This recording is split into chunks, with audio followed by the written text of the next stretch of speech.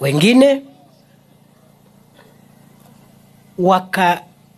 wakachukua bendera ya taifa ya Kenya na kuichoma. Alafu mnasema katiba inasema niko na uhuru wa kufanya vile nataka. Katiba gani?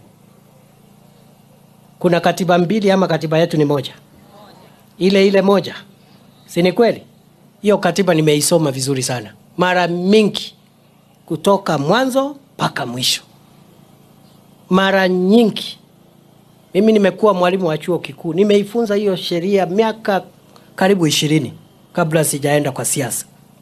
Kwa hivyo usituletee kisirani hapa ati katiba inasema niko na uhuru kufanya vile nataka kufanya.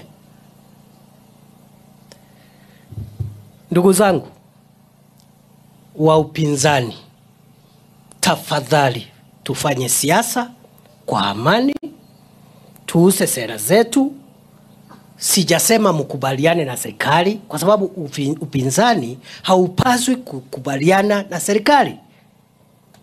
Ni vyama tofauti. Na wale wanaunga mkono serikali, msilazimishe watu kukubaliana na sera za serikali. Wako na uhuru wa kuwa na maoni tofauti. Hiyo ni demokrasia yetu. Lakini wale ambao ni wafuasi wa upinzani, mkidhani ya kwamba mutajisingizia uhuru wa kikatiba kuchoma mali ya Wakenya, kuua Wakenya, kupiga polisi na mawe, kuchoma mali ya polisi, hata magari ya polisi, mukijisingizia siasa.